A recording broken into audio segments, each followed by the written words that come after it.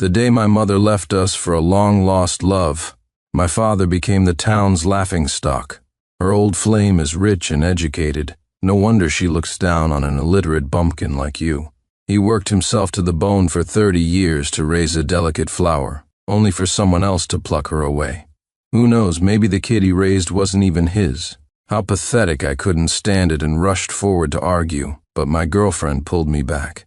So what if you got into a top university, Sincere? You'll never escape the confines of these mountains. But Mr. Templeton's family has been living in the city for years. His son can give me the best life. Let's call off our engagement. I didn't say a word. I ran to my father. Dad, let's leave together. Let's go see the big city. Half a month later, a villager's shout echoed through my ex-girlfriend's wedding reception. Fire, go put it out, Sincere Johnson's house is on fire. As I walked through the fields, I saw my father bent over, pulling weeds. Under the blazing sun, his face was flushed red. Dad, stop, take a break. I took his hand, stopping him from continuing the pointless task. The field was already perfectly weeded. My father straightened up, his eyes rimmed with red, his voice hoarse and weary. Sincere, I'm sorry. Your mom was right. I'm useless, just a bumpkin my whole life. If that man is really your biological father, you should go with your mom. A pang of sorrow hit me, and I cut him off. I'd heard that after my dad saved my mom from the river, it was love at first sight for him. To win her family's approval for their marriage, he'd braved the mountains and had his ribs broken by a wild boar. Before he could even recover, he heard villagers gossiping about my mom, and for the first time in his life, this honest man got into a fight. It left him with chronic pain that he endured for the better part of his life. I vaguely remember being a child, nestled in my mother's arms, and seeing her eyes light up as she spoke of that moment. She said that was the version of him she loved most. I brought up this memory, trying to comfort my father. He shook his head, his expression desolate. She said she's already wasted decades on me, that if I truly cared for her, I should let her go. I froze, my heart aching for the decades of my father's thankless devotion. No matter how the villagers whispered behind his back that I might not be his biological son, he never doubted my mother. He gave us the best he could, working like an ox for this family without a single complaint. Dad, come with me. I pulled the acceptance letter from my pocket.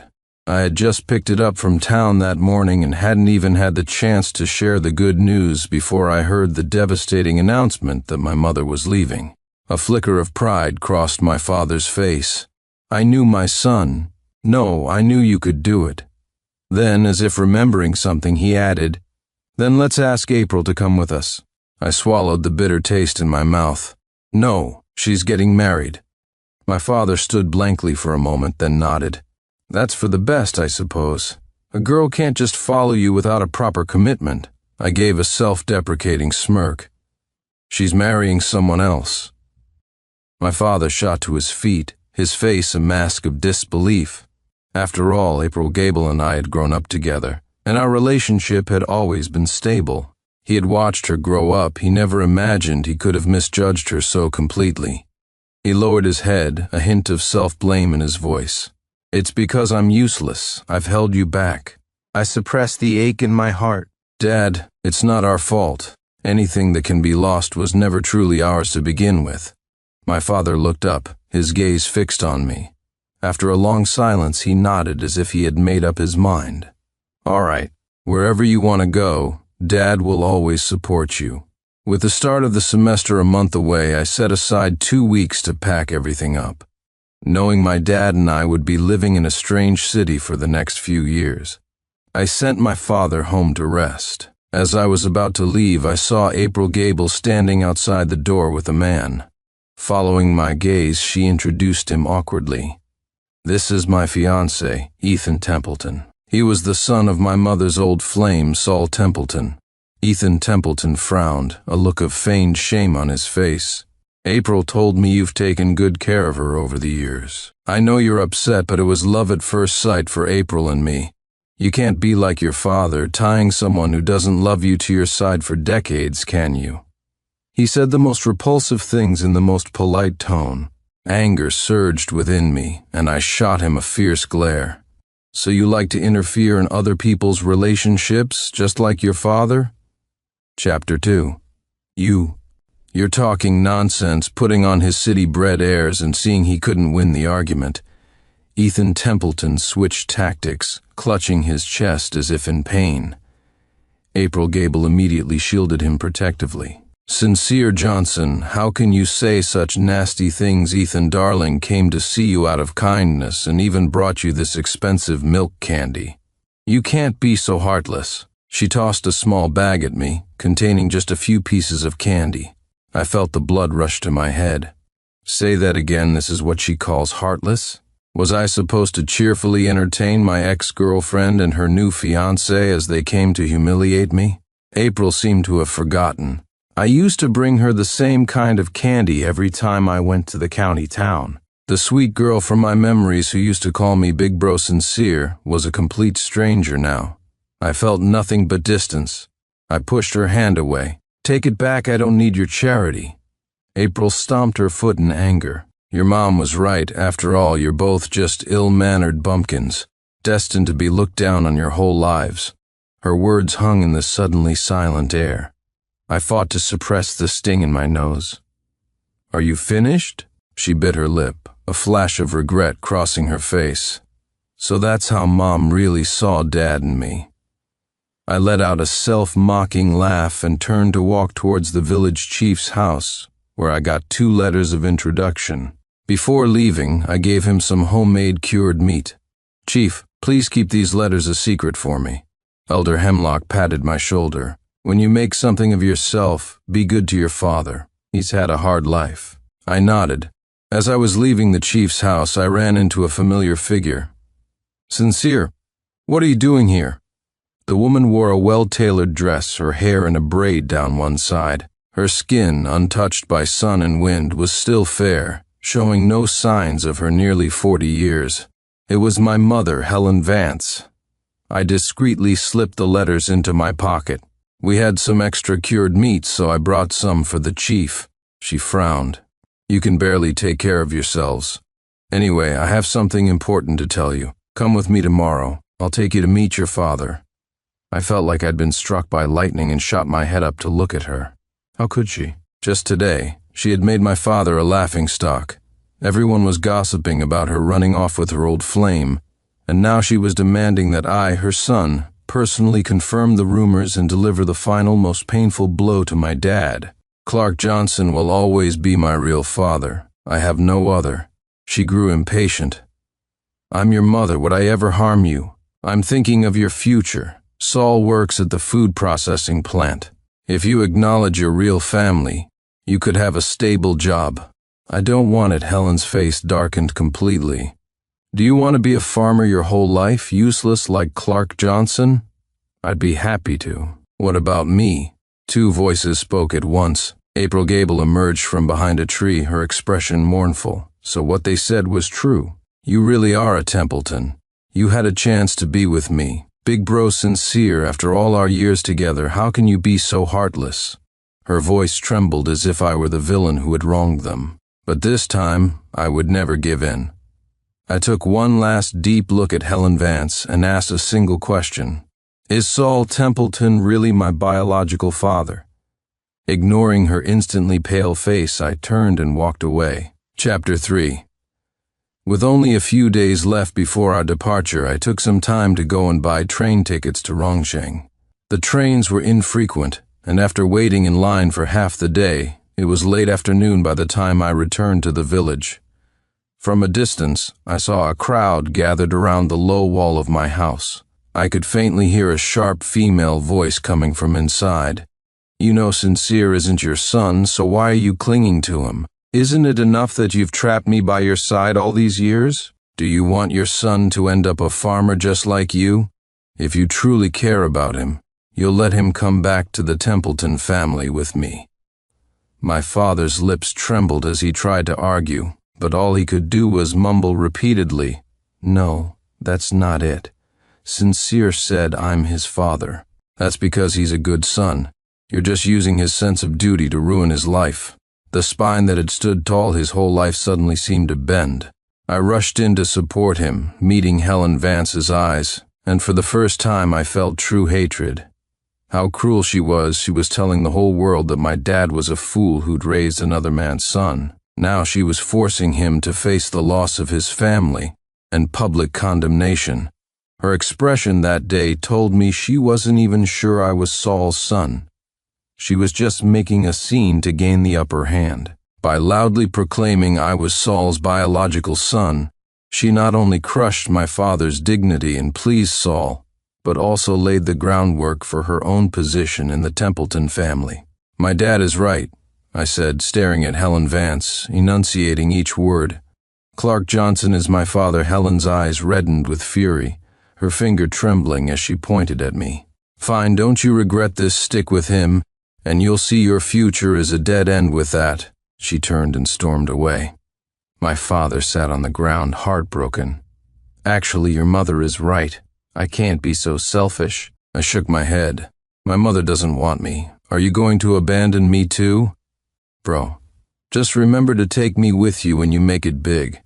Don't be a stranger when you need the money most." I clapped him on the shoulder, accepting his kindness. After setting a time to meet up, I went to the supply store to buy some dry rations. Rongcheng was far away, a 3-day, 2-night train ride. My dad's health had never been great due to an old injury, and I didn't want him to suffer on the journey. Before I could finish my shopping, an urgent voice interrupted me. "Sincere, come with me. Quick, your dad fell, hit his head, and is bleeding badly. He's been taken to the county hospital." Chapter 4. My heart dropped. Without thinking, I followed the man. "What happened? Is it serious?" The man's eyes darted around, and a sliver of suspicion grew in me. But the situation didn't allow for hesitation. I couldn't take the risk. Even if it was a lie, it was a gamble I couldn't afford to lose.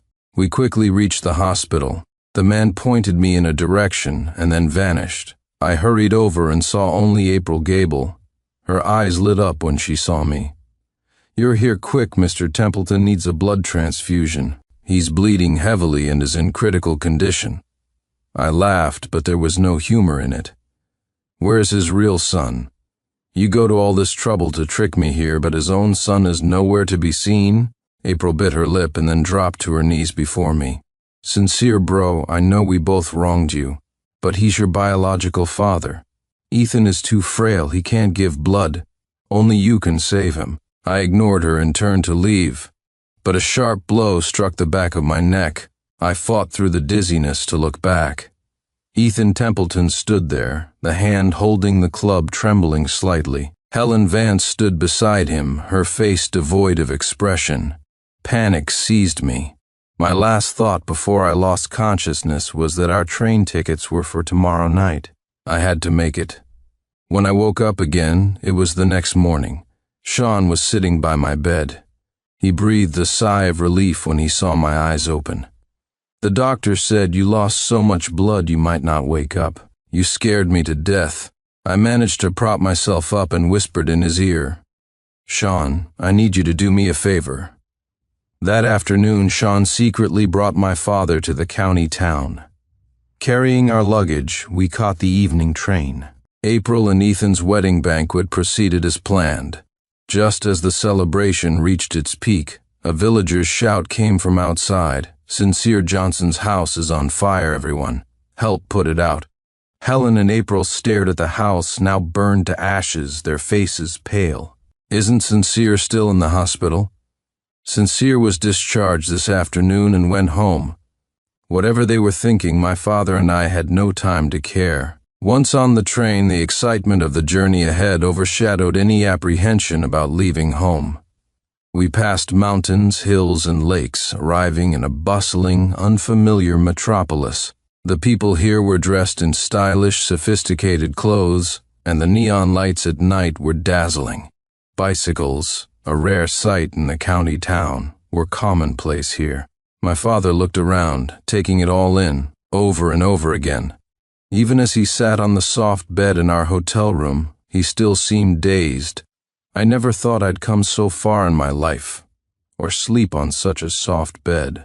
Coming from a small mountain village, taking a train with my dad, and starting university here, it was something we never would have dared to imagine before. Thinking about the future, a powerful wave of emotion washed over me. It was so intense that I almost overslept the next day. I went to the university to register first, picked up my books, and dropped off my luggage. Then I rushed out with my dad to find a place to live. We eventually rented a room near the campus for $15 a month. My dad's face was etched with pain as I paid the rent. I reassured him that I could only focus on my studies if he was comfortable. Besides, the money I had saved up could cover the rent for 2 years. We could figure out the rest later. Once we were settled, I dove into my demanding studies. I spent nearly every day shuttling between the campus, the library, and home. Sometimes, when experiments kept me out late, my dad would wait up to open the door for me, his own eyes red from lack of sleep. It pained me to see him like that. "Dad," I said, "I want you to have more of a life of your own." My father looked puzzled. Having spent most of his life sacrificing for his child, he didn't quite understand what that meant. I put my arm around his shoulder and asked him seriously, "Dad, have you ever thought about going to school?" He instinctively refused. "Don't be ridiculous. What would an old man like me do in school?" I explained patiently, "It has nothing to do with age. There are plenty of older students in night school. The only question is, do you want to? And don't worry about the money. The government has subsidies." I had anticipated his objections. His lips moved, but no words came out. Finally, slowly and deliberately, he nodded. He went from, "I can't do it," to "School is great, I'm learning so much." The smiles on my dad's face grew more and more frequent. My first year of university flew by, and my dad and I settled into life in Rongcheng. He developed his own circle of friends and, besides taking care of me, would occasionally go out with his peers, eagerly embracing the changing times. Meanwhile, I made many like-minded friends. Besides studying in labs, we talked about many things, and one name came up frequently: the great beauty of the foreign language department, Victoria Sterling.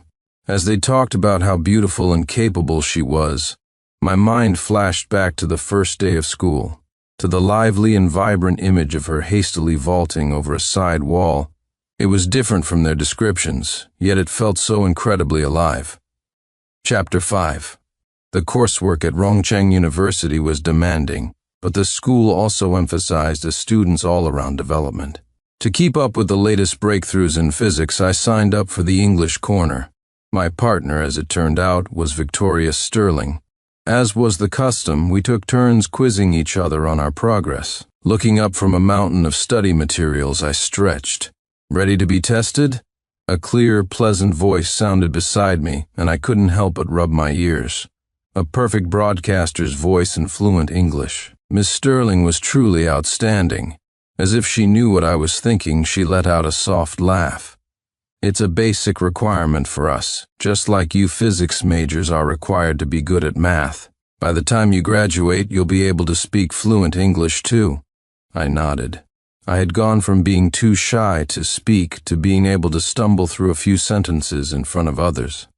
Victoria had helped me immensely. I often awkwardly expressed my gratitude, wanting to do something for her in return. She would always say with a serious face, "When the time is right." When the English corner disbanded at the end of the academic year, I called out to her, "Miss Sterling, thank you for your dedicated guidance this whole year. Would you mind if I bought you dinner?"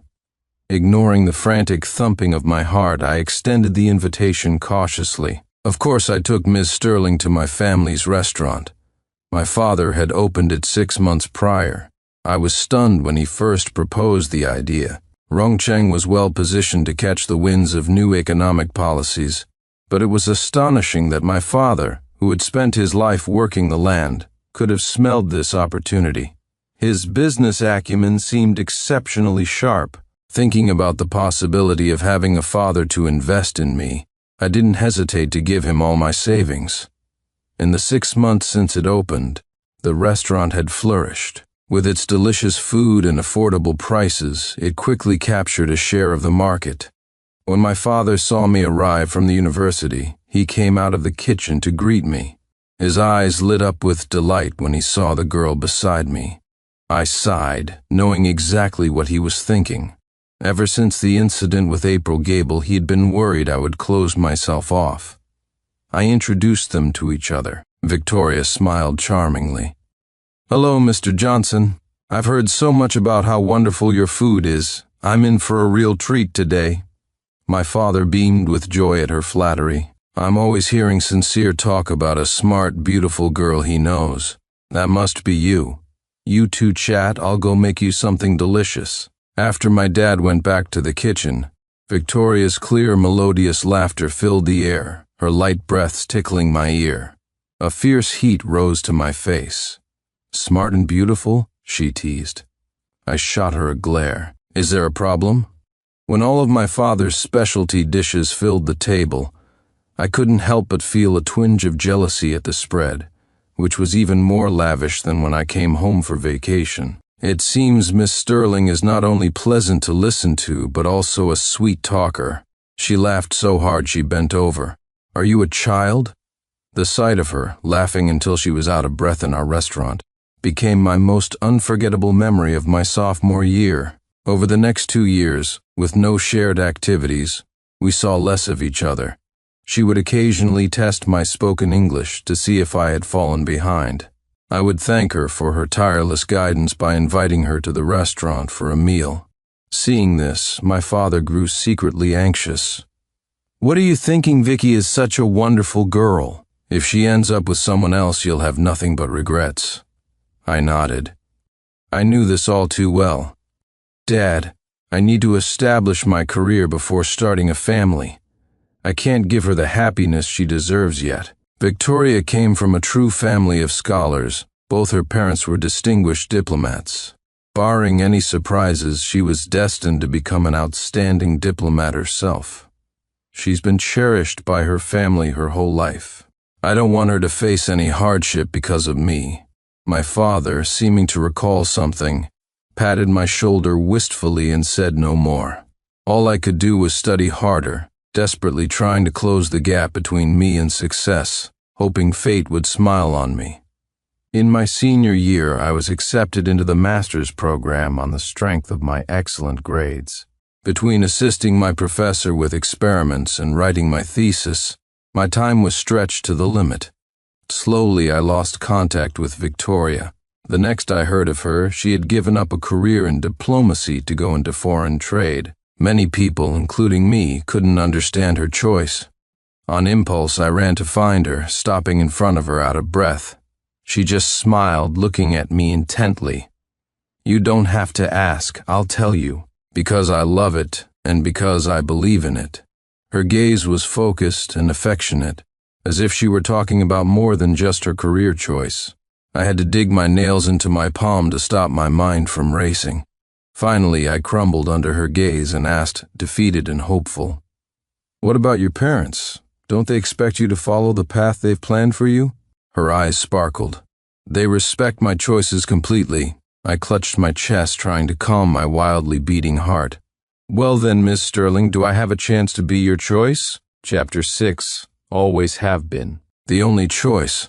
Under the guise of taking graduation photos, but with the secret intention of getting a picture with her, we took our first photo together. Our university days came to an end. Victoria and I were officially a couple. I thought we would have more time together. But for the next 3 years, we were both incredibly busy in our respective fields. My dad, seeing no grandchildren on the horizon, redoubled his efforts, determined to earn enough to support his future grandchildren for decades. His restaurant business boomed. In just a few years, he opened one branch after another, becoming a famous restaurateur, lauded by the media as a legendary self-made entrepreneur. He didn't stop there. He diligently studied the courses and books that Victoria and I recommended. He often told us, "You young people should rest when you're tired. Dad can still earn." At those moments, we would look at each other and smile. How lucky we were to have a father like him. After successfully graduating with my master's degree, I proposed to Victoria. With the blessing of both our parents, we had a grand wedding. Not long after, however, a letter arrived from my old village. Mother is gravely ill. Return at once. The handwriting was unfamiliar. It must have been sent by Ethan Templeton. It seemed they had seen the news reports about my father. I planned to go back alone. Victoria was in the early stages of her pregnancy and wasn't feeling well. I also didn't want my dad to have to make the trip. My opinion was unanimously rejected. In the end, my dad made the decision, hiring a bodyguard and buying 4 plane tickets. There's no way we're letting you go back alone. They have numbers on their side. We can't be at a disadvantage. Before we left, without telling anyone, I made a trip to a hospital. As the plane landed on that familiar soil, I breathed in the air I had once missed so much. A wave of emotion washed over me. When I left, I never imagined what it would be like to return. No matter how well we hid it, there was no denying that both my dad and I had been deeply hurt here. I glanced at my dad and saw that he too was silent. I didn't disturb him, just shifted my position to let Victoria sleep more comfortably. She had been sleeping a lot ever since she became pregnant. If she hadn't insisted, I would never have wanted her to undertake such a grueling journey. After we landed, Dad chartered a car. We got in, and the car drove down the forest path, through the fields, and finally reached our destination. The moment the car entered the village, it drew a crowd. The villagers gathered, more excited than for the New Year festival. Is that a private car? The kind you only see on TV? Who's the big shot? This is so extravagant. I helped Victoria out of the car, and the villagers swarmed us. After a moment, someone asked uncertainly, "You're Clark and Sincere Johnson. You're not really dead?" I nodded. Perhaps it was the commanding presence of my dad and the bodyguard. Though their curiosity was immense, no one dared to touch us or ask too many questions. They exchanged glances and whispered among themselves. Sincere had good judgment back then, picking the father with potential. Who would have thought? The Bumpkin who used to roll around in the mud is now in the newspapers. If I'd known it was so easy to make it big out there, I would have left too. Is it so hard to admit someone else is outstanding? If it were that easy, why didn't Saul Templeton succeed? He lost every penny he had. The people around us nodded in agreement. Looks like we underestimated Clark back then. See, he made it. I called out to 2 of the nearest villagers, about to ask for Helen Vance's current address. Just then, I heard a shocked female voice from behind me. Big Bro Sincere, Chapter 7. My face fell in annoyance. I couldn't believe the first person from my past I had to see was the one I least wanted to. April Gable rushed over, her eyes scanning me from head to toe. When she confirmed it was really me, her eyes reddened. I knew you were okay. She took a few anxious steps forward, but I quickly put out a hand to block her, instinctively shielding Victoria behind me. She pressed her lips together, as if just noticing Victoria's presence, and a look of grievance flashed in her eyes. She demanded, her voice full of self-righteous indignation. "Who is she? Have you been with her all these years? How could you do this to me?" I found it laughable. We had both moved on long ago. Where did she get the nerve to bring up the past? If I recall correctly, I was this close to attending your wedding. Her breath hitched, and she shook her head frantically in denial. Big Bro Sincere, I was young and foolish back then. That's why I was deceived by Ethan Templeton. When I heard you died in the fire, I thought I'd never see you again. I cried for half a year until I nearly went blind. As she spoke, fresh tears streamed down her face. It was only then that I realized how important you were to me. For the sake of our many years together, can you please give me one more chance? It's been so long. I've missed you so much. Victoria couldn't take it anymore and retched. Terrified, I quickly patted her back. This was the first time Victoria had experienced morning sickness. She took a moment to recover. "I'm okay. It comes in waves." April's face darkened. She was about to say more, but my dad signaled the bodyguard, and April's mouth was promptly covered. They had anticipated potential trouble on our return and had arranged for security. I couldn't help but admire my dad's foresight. With Victoria pregnant, we had to be extra careful around these lunatics. We couldn't afford to be low-key. Let me go, big bro Sincere. Don't you want to find your mom? I'll take you to her. Realizing she couldn't get any closer, April finally calmed down a little. She led the way, and we followed her to the most remote corner of the village.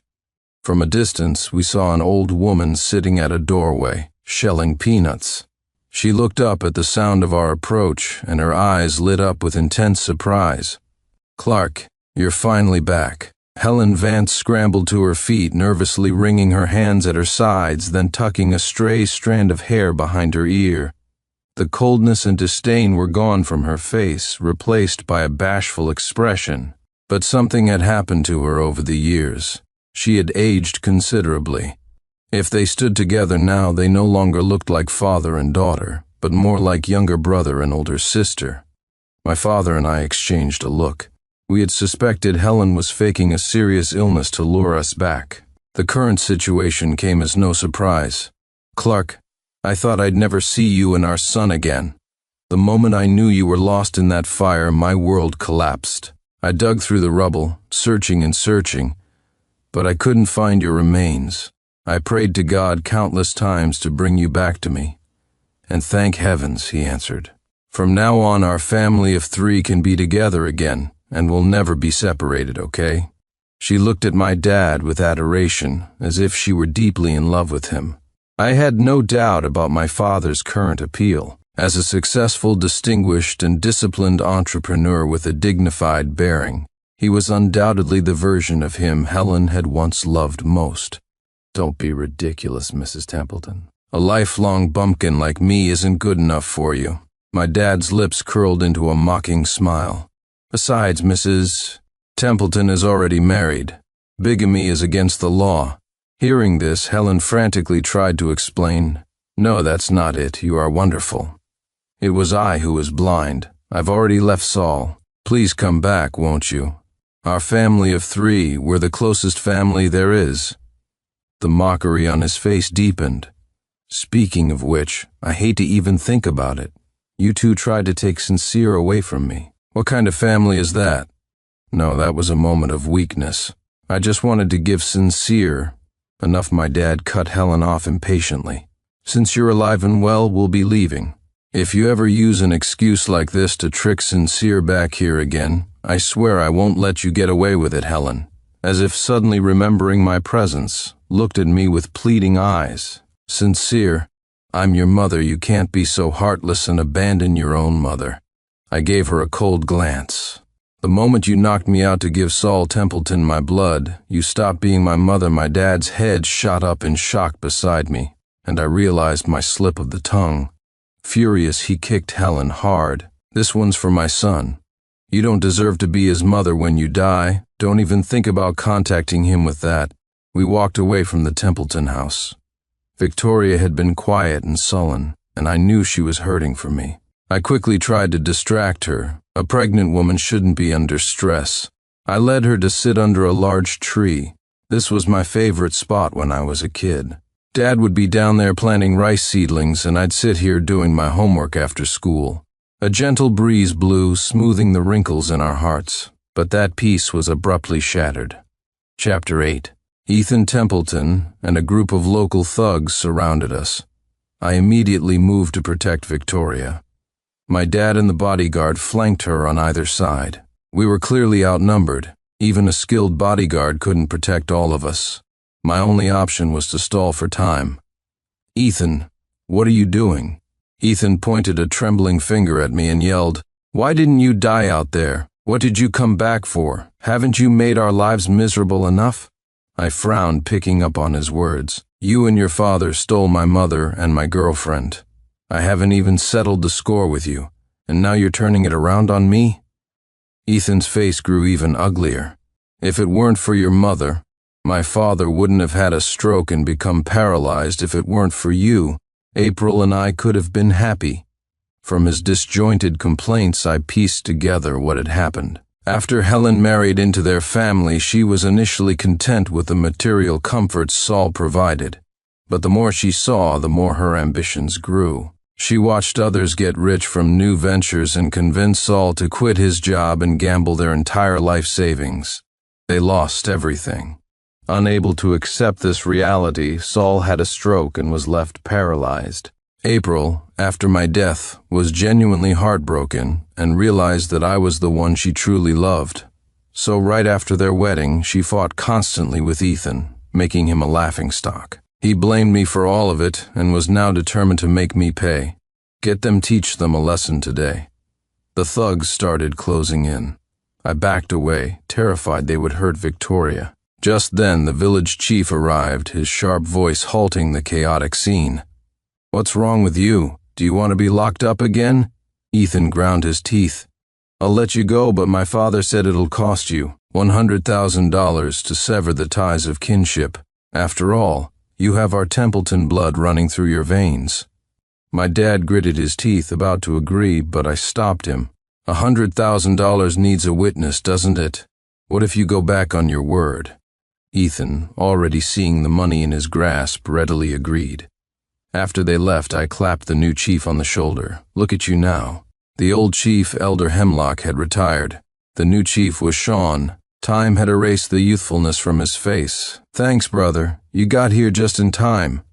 He punched me back playfully. "Of course. You're a great talent from our village. How could I let anyone bully you?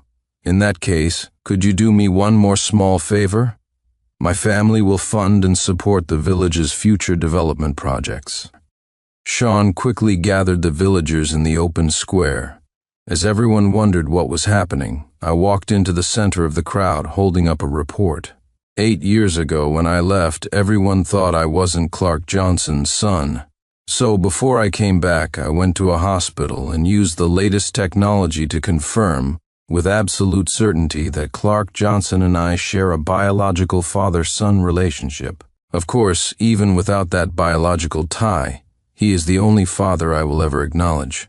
I did this test, 1, to make certain people give up hope, and 2, to prove that my success is inherited entirely from Clark Johnson's excellent genes and has nothing to do with anyone else. Seeing the looks of despair and the pale faces of certain individuals, I admit, it felt good. On the edge of the crowd, my dad's eyes were red. He wiped away a tear, embarrassed. The woman standing by his side watched me, her gaze gentle and unwavering. I ran to them, the 2 people I love most in this world.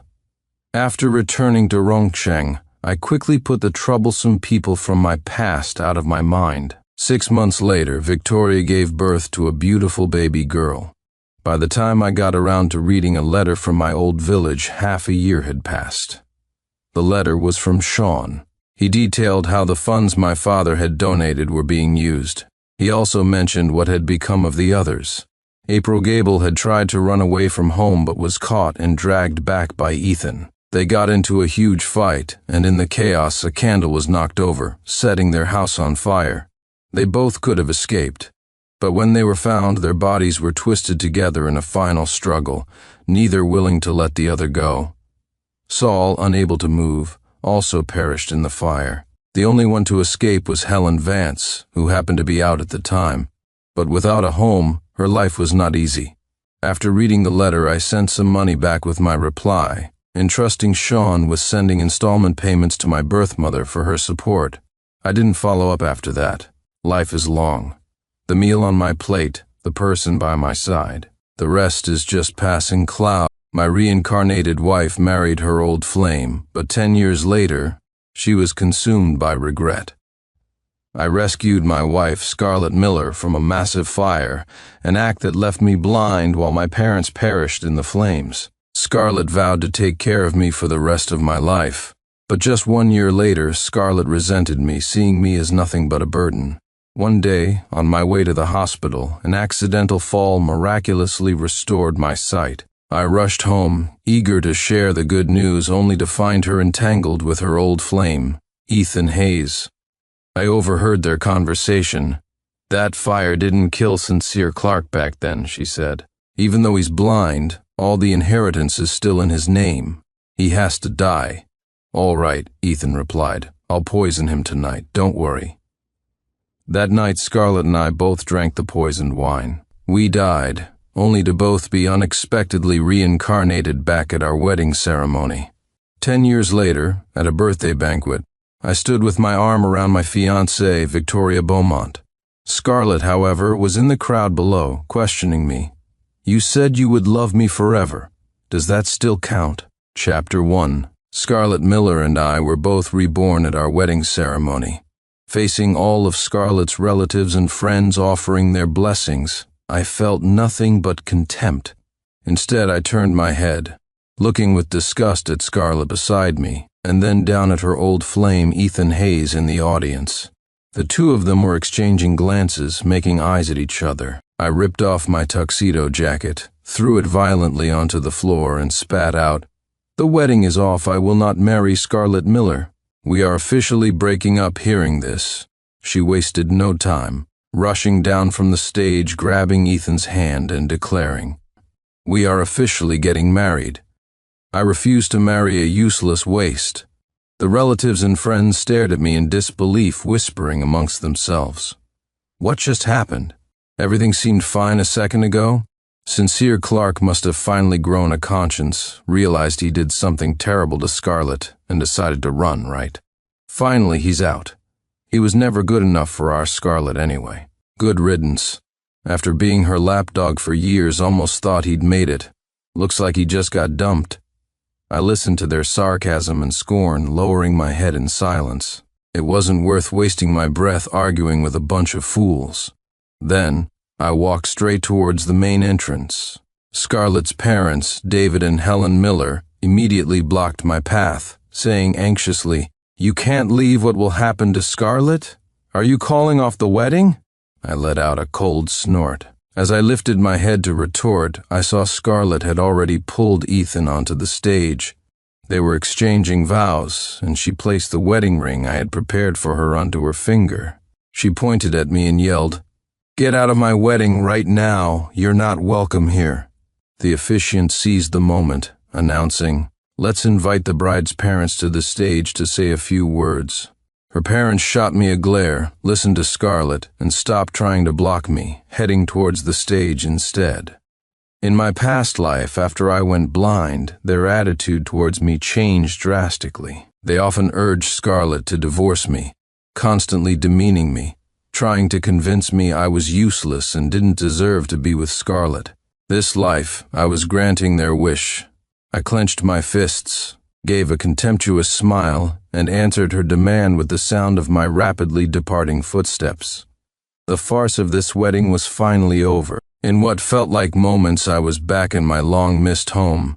In this life, my parents were alive and well, not consumed by fire. My eyes were not blind. I sighed, realizing how wonderful everything was. My eyes welled up. I knelt on the floor before my father, Arthur Clark, and said, "I agree to study abroad. I won't marry Scarlett Miller anymore." In my past life, I had rejected the life my parents planned for me, studying abroad, insisting on marrying Scarlett, leading to a huge argument before I left home. Later, when I brought Scarlett home to meet them, they treated me coldly, threatening to throw me out. I shamelessly stayed overnight, and that was when the raging fire broke out. In the panic, I risked my life to save Scarlett. When I tried to go back for my parents, my eyes were suddenly blinded by the accident, and so my parents died in the sea of flames. Scarlett held me, sobbing uncontrollably, vowing to care for me forever. In the days that followed, because of my blindness, I couldn't find work. We had to live off the inheritance my parents left behind. Barely a year passed before Scarlett started seeing me as a drag, often complaining, having to wait on a blind man. When will this life ever end? If it weren't for the money he has left, I wouldn't suffer through this with him. Even though I felt immense resentment, I didn't dare show it, letting her complain. After all, my blindness was my fault. Otherwise, we wouldn't be living like this. Then came the routine hospital visit, where I unexpectedly tripped and fell. When I woke up, my sight had miraculously returned. I rushed home, only to see through the window Scarlett entangled with her old flame, Ethan Hayes. "Did you miss me?" she asked. "Yes, I missed you." "I want you," he replied. That fire didn't kill Sincere Clark back then, Scarlett continued. Even though he's blind, it let him live an extra year. But all the inheritance is still in his name. He has to die. All right, Ethan agreed. I'll poison him tonight, don't worry. Listening to their conversation, images of my parents perishing in the fire flooded my mind. So it was them who set the fire. It was all their premeditated plan. I had been kept completely in the dark. Before, I often felt guilty towards Scarlett because of my blindness. Now, looking back, it was utterly ridiculous. That night, Scarlett invited Ethan over as a guest. Pretending to still be blind, I welcomed him warmly. While they were flirting in the kitchen, I swapped the poisoned wine Scarlett had prepared. After we drank, I immediately exposed their scheme, revealing the secret of my restored vision. Seeing their plan was foiled, they tried to overpower me. Shortly after, both Scarlett and I collapsed, dead from the poison, only to be reborn together back on our wedding day. This life, I will embrace a brand new beginning, and I will make you both pay the price. Chapter 2. A flicker of surprise crossed my father Arthur's eyes. He asked, puzzled, "Weren't you set on marrying Scarlett Miller? Weren't you giving up studying abroad?" I lowered my head. I was immature before. Only now do I realize I never actually loved her. I regret it. My father frowned, pointing at me sternly. "This is nonsense. Do you think marriage is a game? Where's that determination you had before?" Now you know regret. My heart trembled. I didn't dare argue back. I recalled my previous life, the adamant promises I made to my father. I will marry Scarlett Miller. I won't study abroad. You can't stop me. My mother, Eleanor Clark, held my hand, trying to dissuade me gently. Don't be impulsive. Marriage isn't child's play. Besides, what's so great about her that's worth all this? I had violently shaken off my mother's hand, shouting, "Whether she's good or not is none of your business. I like her." And that's enough. My mother staggered back, collapsing onto the floor, staring at me wide-eyed. My father was speechless with anger, then slapped me hard across the face. Slap instantly, a burning pain spread across my cheek. Furious, I stormed out of the house to find Scarlett and never looked back, never visited them again. On the wedding day, not a single one of my father's relatives or friends attended. I faced disapproval and disdain from others. This life, none of that would happen again. I regretted it. My mother quickly helped me up and said to my father, "The boy regrets it. He knows he was wrong. It's not too late for him to come back now. Since he wants to study abroad, let him go. Anyway, I never liked that girl from the start. Who knows how things would turn out in the future." Hearing this, my father didn't press the issue further. He stood up and left. Afterward, my parents arranged for me to study abroad. This departure lasted a full 10 years. Just before boarding the plane back home, my phone rang. It was my fiancée, Victoria Beaumont. I answered, and she said, "Honey, are you about to board the plane back?" "Yes, baby. I'll be waiting for you at the birthday party. Guess what birthday present I got for you?" I glanced down at the pearl necklace in my other hand, prepared for her. It was a birthday gift I had bought at auction for $10 million. During my 10 years abroad, through my own hard work, I had developed cutting-edge intelligent AI technology. Using this technology, I started a workshop, which later grew into a company, earning more and more money. I became a well-known tycoon overseas. Later, through friends, I met Victoria Beaumont and fell deeply in love with her. "You coming back is the best gift for me. Love you. Wait for me. I'm coming back." "Okay. Passengers for flight 368, please proceed to boarding. Departure is in 10 minutes. After hanging up, I stepped onto the plane heading home. Chapter 3. At the birthday banquet. Scarlett Miller, dressed in an evening gown and arm in arm with Ethan Hayes, entered the hall, drawing the attention of the guests. Ethan had started his own company over the past 10 years, and most people at the banquet had done business with him. Scarlett had become the typical wealthy wife, her days mostly consisting of dining and leisure. Upon seeing them, someone holding a glass of red wine approached, eager to flatter them. "Mr. Hayes himself graces us with his presence. Forgive us for not welcoming you properly. So this is the famous Mr. Hayes, truly distinguished. I hope we have the chance to collaborate sometime. Mrs. Hayes, you look more beautiful every day, Mr. Hayes is truly fortunate to have married such an understanding woman. Mrs. Hayes and Mr. Hayes are such a perfect match, made for each other. What hope is there for us single folks? Hearing their words, Scarlett couldn't help but laugh, saying calmly, "It's all thanks to my Ethan. I was just lucky enough to marry him." Ethan became even more arrogant, saying smugly, "We were invited here by the Beaumont family this time. In the future, my company will also be representing their latest intelligent AI technology. We'll be counting on you then, Mr. Hayes." Hearing this, their eyes instantly lit up, bowing and scraping as they said, "When the time comes, if you need any help from our companies, we'll be at your beck and call." A smirk played on his lips as he accepted a glass of wine. "Well, if you insist." As they were chatting happily, one person teased, "Mrs. Hayes must have had many suitors back in the day." "Yes, how did you have the sharp eye to choose Mr. Hayes? I heard that someone courted Mrs. Hayes for a long time, almost got married. I think his name was Sincere Clark, right? He must deeply regret it now, mustn't he?" Hearing the name Sincere Clark, the smile vanished from her face, replaced by a pale, livid expression. Ethan, standing beside her, his face hardened, turned to look at Scarlett, remaining silent. The atmosphere instantly chilled. The person who asked the question realized their mistake and quickly tried to smooth things over. He must have done something terrible to Mrs. Hayes, so he got dumped. After a few seconds of silence from Scarlett, the questioner stammered awkwardly, I might have said something wrong. Please don't take offense, Mrs. Hayes." A moment later she replied with some disgust, "It doesn't matter. Everyone encounters a few scumbags when they're young. Thankfully I came to my senses back then. Besides, he's just an insignificant nobody. Haven't seen him in 10 years. Maybe he's rummaging through garbage now." Ethan let out a snort of laughter. The guest quickly forced a smile, picking up the thread.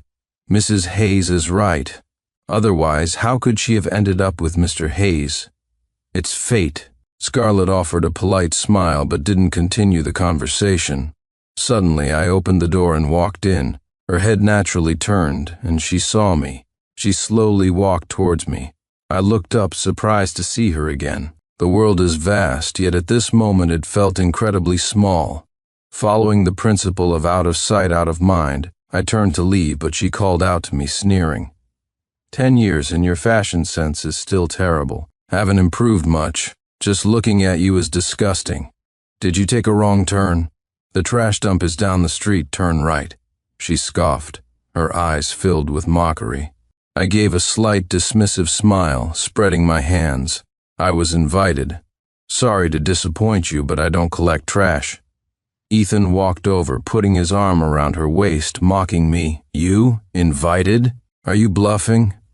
She dumped you at the wedding back then and married me instead. I bet you really regret it now, huh? Too bad she's my wife now. You were just Scarlett's little lapdog. He was wrong. I didn't regret it one bit. Apparently she hadn't told Ethan about her reincarnation. This time around, I hadn't continued being a lapdog. Chapter 4. Scarlett circled me, looking me up and down, continuing her mockery. 10 years and you haven't amounted to much, have you? I'm Mrs. Hayes now. Ethan runs a company. Everyone here knows him. Most of them rely on us. Look at your shabby appearance, Ethan chimed in. How about I show some charity and toss you a couple of bucks? Unfortunately, I'd give it to a dog before I gave it to you. Stop dreaming. I received an invitation from the latest intelligent AI tech company this time. I'll soon become their corporate agent. And you? You're just a waste, he emphasized the last 2 words, syllable by syllable. I recalled my assistant handing me a file about a domestic company seeking agency rights. So, it was the company they started. Looks like the agent for the intelligent AI technology was about to change. They were celebrating far too early. Other guests gathered around, discussing amongst themselves. So that's Sincere Clark, the lapdog who pursued Mrs. Hayes back then? Mr. Hayes said it himself, must be true. He can't even compare to half of Mr. Hayes's looks, let alone be worthy of Mrs. Hayes. Exactly how could someone like him end up at a birthday banquet hosted by Mr. Beaumont? He must be lying. As I listened to them and was about to retort, Scarlett interrupted, drawing my attention by flaunting the pearl necklace around her neck. Her eyes shone with triumph, a smirk playing on her lips as she continued, "You've never seen a necklace like this. Have you let me open your eyes today? This is the 10th anniversary gift Ethan bought for me overseas for $3 million. You couldn't afford it in your last life, and you definitely can't afford it." In this one I suddenly remembered the last life. She wanted to give a ring to a friend and argued fiercely with me about it. Because my parents had just passed away, I didn't agree, but she secretly used our funds to buy the ring anyway and gave it straight to Ethan Hayes. He then flaunted it on social media. Thanks to my bestie for the Valentine's Day gift. She really thought I was an idiot who knew nothing. When I confronted her at home, she accused me of overreacting, saying it was just a gift and nothing happened. We had a huge fight over it. This life, whether I could afford something or not, was my business alone. It wasn't her place to dictate. I looked closely. The necklace around her neck was identical to the birthday gift I had prepared for my fiancée, Victoria Beaumont. I immediately concluded that the one she was wearing was a fake. The auction house staff had explicitly stated that this pearl necklace was unique. A second one couldn't possibly exist, and I had already had mine professionally appraised. It was genuine. Ethan had deliberately bought a fake to deceive her. A 10th anniversary gift, how laughable, I snorted coldly. A mere $3 million? Especially for a fake? What's there to brag about, what? Scarlett frowned. Are you blind? Spouting nonsense, what rubbish are you talking? Ethan shouted, sounding a little flustered. I asked a friend to buy this pearl necklace. It's one of a kind. It can't be fake or not, only you know in your heart. I shrugged nonchalantly. Seems like in your eyes she's the easiest person to fool. He strode over and grabbed my collar. Don't look for trouble here or I'll make you pay. Even if I beat you senseless, I can afford the compensation. Others saw the commotion. Not wanting to make a bad impression, Scarlett quickly intervened, pulling him back and giving him a meaningful look.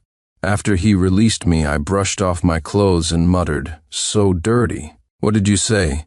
Just then, the host of the birthday banquet, Richard Beaumont, stepped onto the stage. The room instantly fell silent. He spoke warmly. Thank you all for coming to celebrate my daughter's birthday banquet. You are all leaders in your respective industries. I hope for your continued support in the future. Next, I'd like to invite someone to the stage to speak. He is also my daughter's fiancé for this banquet. He's going to invite the fiancé on stage now, I murmured under my breath, taking a deep breath. Ethan rolled his eyes dismissively. You think it's you? What are you getting excited about? The next second, Mr. Beaumont pointed directly at me and announced loudly, Please welcome my daughter's fiancé, Sincere Clark, to the stage. Both of them stared at me in utter disbelief, their faces turning deathly pale. Chapter 5.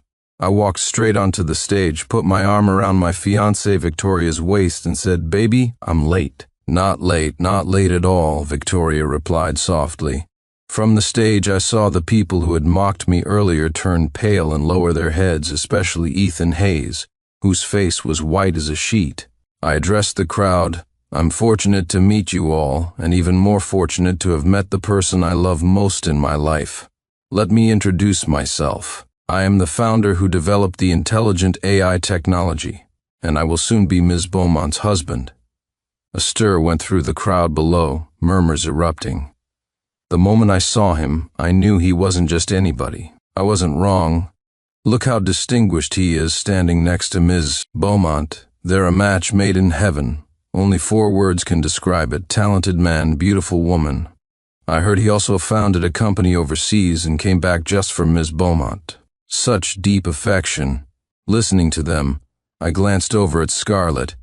She was gritting her teeth, looking like she wanted to eat me alive. Additionally, after consideration, I've decided to change the partner company for this collaboration, I continued. Everyone will have a chance. Hearing this, the eyes of the people below lit up, causing quite a reaction. On what grounds? Ethan yelled from below, eyes wide in defiance. It was already agreed upon.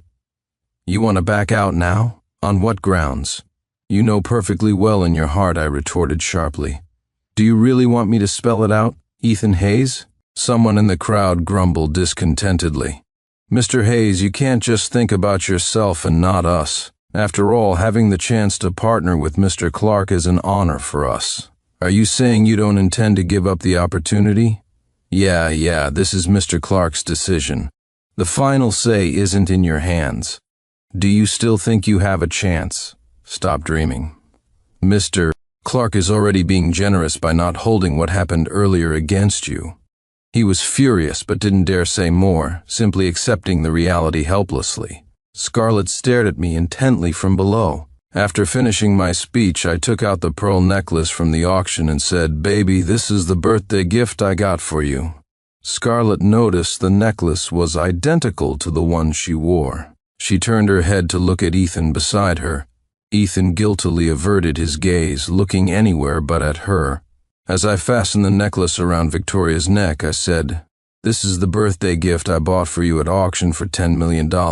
It's not a fake, don't worry. Besides, people who wear fakes don't deserve to wear the real thing. I love it so much, thank you, honey," she exclaimed, hugging me tightly with a beaming smile. Scarlett finally realized Ethan had deceived her. She immediately ripped off her necklace and threw it violently at him. Watching Victoria and me affectionately together, Scarlett, from below the stage, pointed at me and instinctively questioned, "You said you would love me forever. Does that still count?"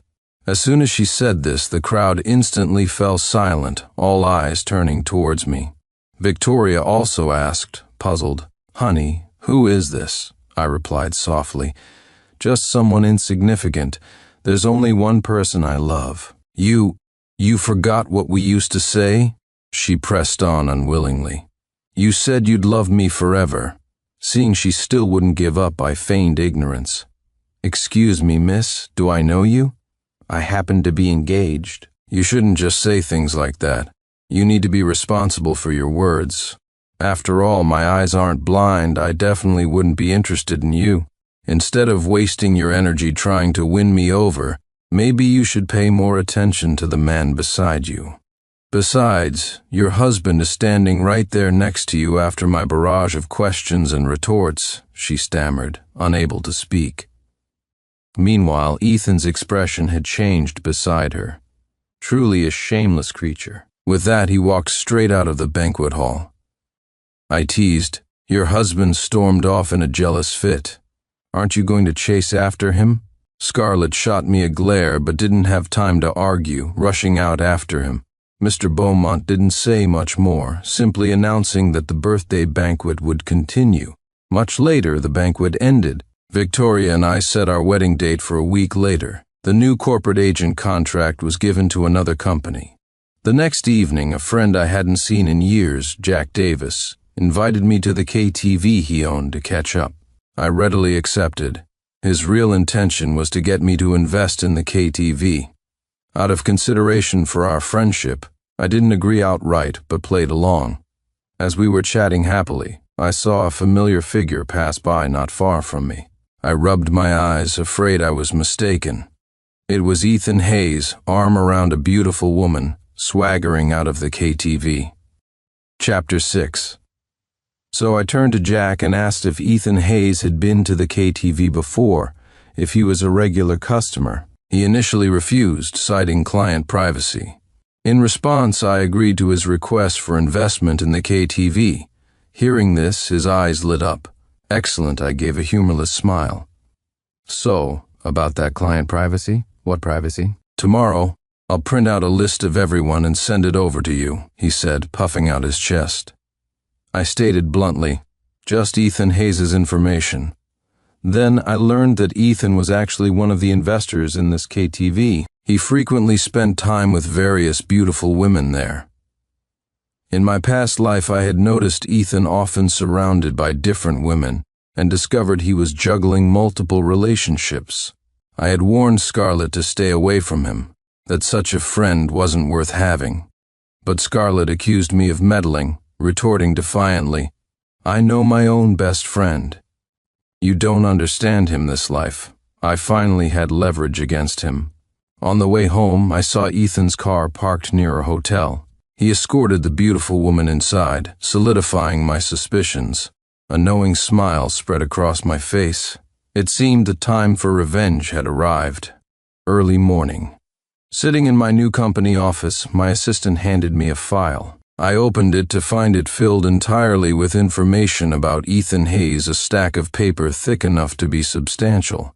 After carefully reviewing it, I discovered his activities were far more extensive than I had imagined. Not only did he date various women outside his marriage, but he also kept mistresses, multiple ones, shockingly housed in different buildings within the same residential complex. He even had illegitimate children. I had to admit, Ethan Hayes hid his tracks very well, far more cautiously than in the previous life. Otherwise, this scandal would have blown up online long ago. This could be major news. I silently closed the file, gave my assistant an address, and instructed him to deliver all this information directly to Scarlett Miller, a big surprise for her. In the last life, she didn't believe me and cheated on me with Ethan. This life let her clean up her own mess. Knowing her, she would investigate thoroughly. Once she confirmed Ethan's betrayal, she would definitely cause a huge scene. Then I could just sit back and watch the show. A dog-eat-dog fight would surely be spectacular. Just as I expected 3 days later. Ethan Hayes dating beauty in hotel. Ethan Hayes keeping over a dozen mistresses in same complex. Scarlett Miller catches Ethan Hayes cheating, beats him up.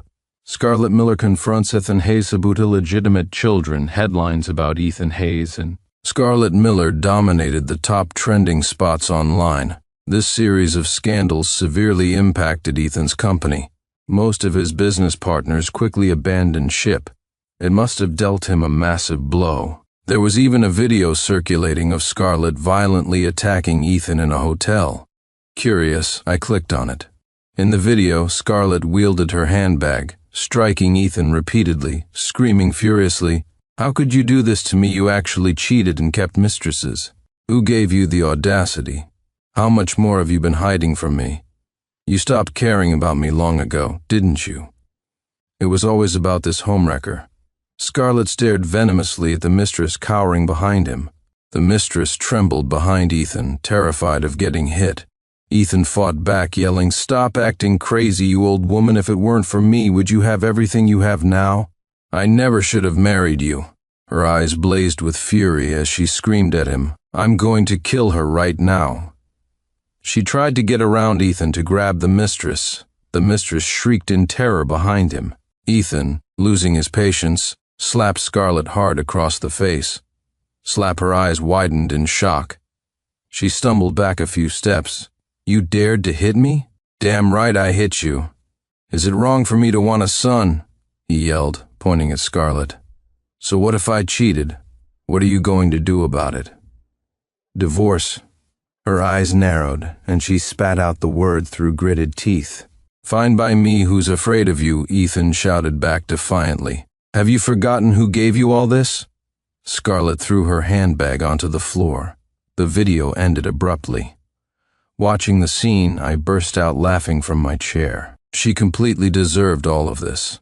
Suddenly, a message from Victoria popped up on my phone, asking me to come over for dinner. I happily obliged. After dinner, I recounted the amusing events of the day to her. Chapter 7. 2 days remained until the wedding. I decided to go to the bridal shop early to order the perfect wedding dress for Victoria, intending to surprise her. In the parking lot, Scarlett suddenly appeared out of nowhere, throwing her arms around me, murmuring, you still love me, right?" I quickly pushed her away. "Are you crazy? Stay away from me." Her eyes welled up with tears as she grabbed my arm. "Sincere, I regret it. Please, forgive me. I shouldn't have married him back then. He's just a bastard, actually. I still love you." "Can you forgive me, please?" I scoffed.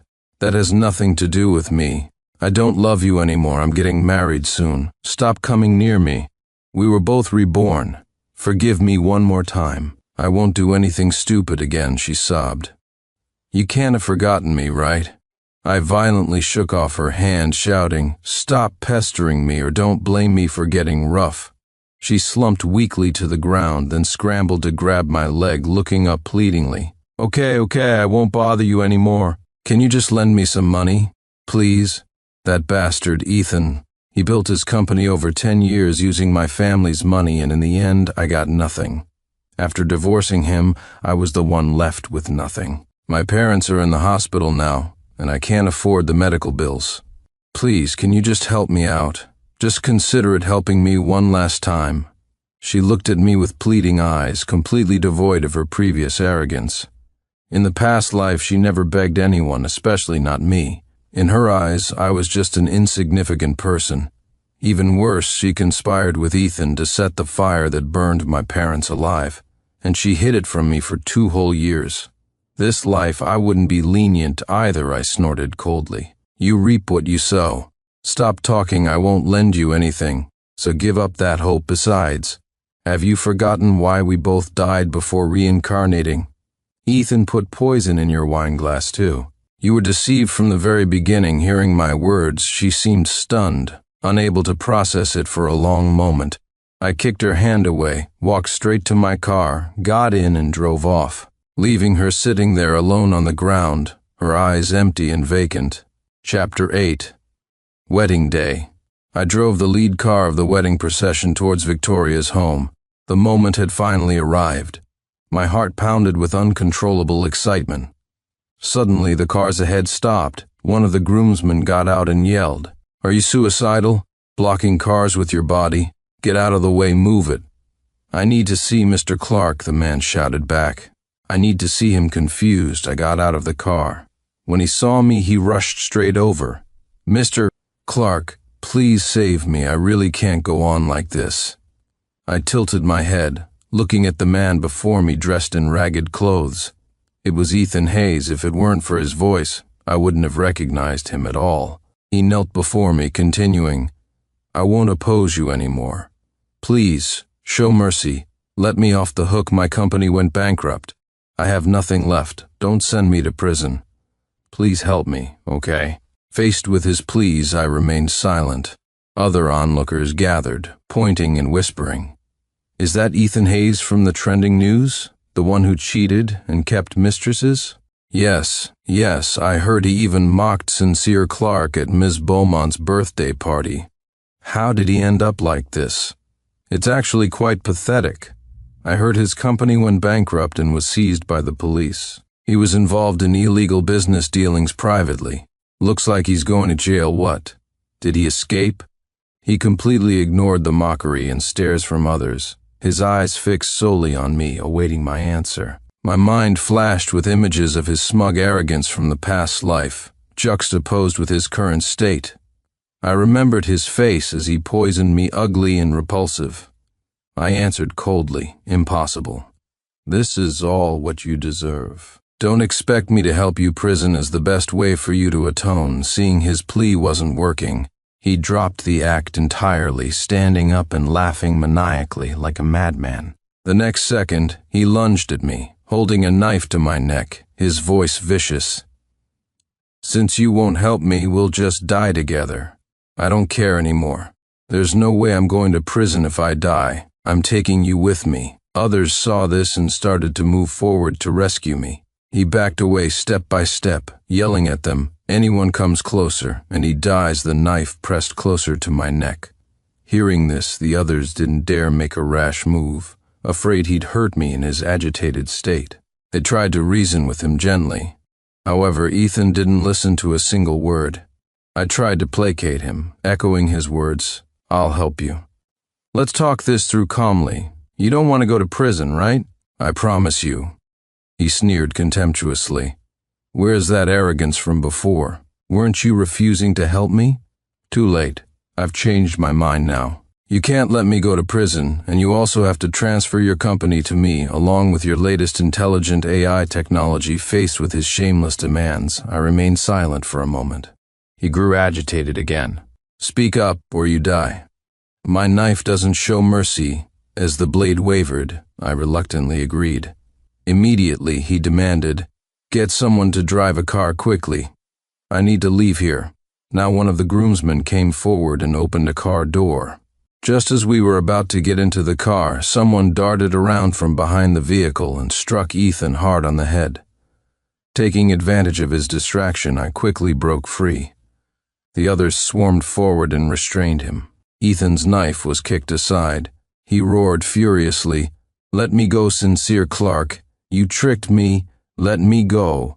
If you have the guts, I'll kill you." As the sound of police sirens grew louder, he switched back to pleading with me.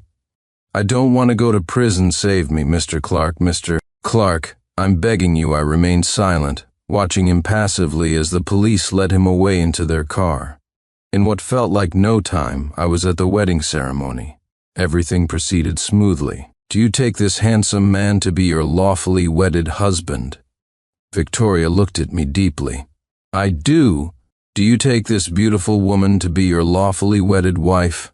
I looked at her deeply. "I do." Epilogue. After the wedding, Victoria and I went on our honeymoon trip. Reflecting on the experiences and feelings of my past life, I realized I was no longer the carefree young man I once was. Reborn, I finally understood the reasoning behind my parents' previous actions and advice. This moment, in this life, was a happiness I had never known before. These days of travel were the happiest, most relaxing days of my life. I never imagined I would reach this point, with the person I love most by my side, and my parents still healthy and safe. We were sunbathing together on the beach, but as I gazed at the ocean ahead, I still felt a little troubled. Thinking back to before the wedding, I couldn't understand why Ethan Hayes had sought me out, couldn't understand why he had begged me to let him off, couldn't understand why his company went bankrupt at the time. I hadn't uncovered any evidence of his illegal activities. Just as I was mulling over these details, Victoria turned to me and asked, "Honey, what are you thinking about?" I replied, "Nothing." She sat up, looking intently at me. "I guess you're wondering why Ethan Hayes ended up in prison, right?" I was suddenly startled. She had guessed, actually. "I did it all," she confessed calmly. "I investigated him, just helping you out along the way." So, it was all her handiwork then. Everything made sense. I stared at her, speechless. She asked, "Are you mad at me?" I smiled. Hearing my words, she let out a deep breath, as if a heavy weight had finally lifted from her shoulders. Then she smiled brightly. "I have some more good news to tell you. I'm pregnant." She pointed to her belly. I jumped up excitedly, unable to resist spinning her around in my arms. So this was what happiness felt like. The end.